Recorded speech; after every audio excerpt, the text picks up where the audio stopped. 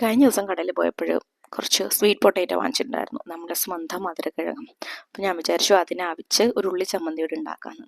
അതിന് വേണ്ടിയിട്ട് കുറച്ച് ചെറിയുള്ളിയും പിന്നെ ഈ പാൽക്കാന്താരി എന്നാണ് തോന്നുന്നു അതിന് പറയണത്, അതും കുറച്ച് ഉപ്പും കുറച്ച് പുളിയും കൂടെ ചേർത്ത് മിക്സിയിൽ ഒന്ന് കറക്കിയെടുക്കുക. അങ്ങ് ഒരുപാട് അങ്ങ് അരിഞ്ഞു പോകണ്ട, ഒന്ന് കടിക്കാൻ കിട്ടുന്ന പരുവത്തിൽ.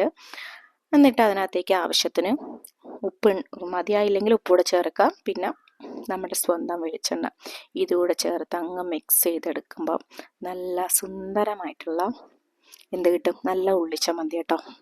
അതങ്ങ് വായിൽ വെച്ചപ്പോഴേക്കും എൻ്റെ പൊന്നെ എരി കൊണ്ട് സഹിക്കാൻ വയ്യായിരുന്നു. പിന്നെ നമ്മുടെ സ്വീറ്റ് പൊട്ടാറ്റോ ഇവിടെ കിടന്ന് നല്ല പാകമായിട്ട് വരുന്നുണ്ട്. അതിൻ്റെ ഇടയ്ക്ക് എൻ്റെ കുഞ്ഞ് ഇവിടെ ഇരുന്ന് ഹിന്ദി ഹോംവർക്ക് ചെയ്യാണ് കേട്ടോ. എന്താ നല്ല കുട്ടിയല്ലേ. അങ്ങനെ എൻ്റെ സ്വീറ്റ് പൊട്ടാറ്റോയും ഉള്ളിച്ചമ്മന്തിയും ഇവിടെ റെഡി ആയിട്ടുണ്ട്.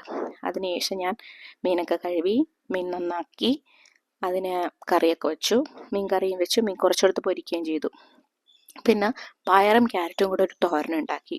ശരിക്കും പറഞ്ഞാൽ ഇത് പിറ്റേ ദിവസത്തേക്ക് ഉണ്ടാക്കിയതാണ് കേട്ടോ.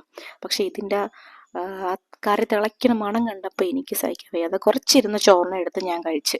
അപ്പം ഞാൻ കഴിച്ചുകൊണ്ടിരുന്നപ്പോൾ ഏട്ടൻ പറഞ്ഞ ഏട്ടനും വേണമെന്ന്. പിന്നെ ലെഫ്റ്റ് ഓവർ ചോറ് ഫ്രിഡ്ജിലിരിപ്പുണ്ടായിരുന്നു, അതിനെ ഞാൻ എടുത്ത് കുറച്ച് തിളപ്പിച്ചൂറ്റിയിട്ട് ഏട്ടനും ഞാനും കൂട്ടിരുന്ന് കഴിക്കുകയാണ് കേട്ടോ. ഈ എത്ര ഡൈനിങ് ടേബിളിൽ ഇരുന്നാലും തീപ്പിട്ടിരിക്കുന്ന സുഖം എവിടെ ഇരുന്നാലും നമുക്ക് കിട്ടൂല കേട്ടോ. പിന്നെ ആ മീൻകറി നല്ല ടേസ്റ്റായിരുന്നു, നല്ല പുളിയുള്ള മാങ്ങ ഇട്ട് വെച്ചതുകൊണ്ട് ഒരു പ്രത്യേക ടേസ്റ്റായിരുന്നു. അപ്പോൾ നമുക്ക് കുടംപുളിയും പിഴുപുളിയുടെ ആവശ്യമില്ല. അങ്ങനെ നന്നായിരുന്നു നമ്മൾ നമ്മുടെ അത്താഴം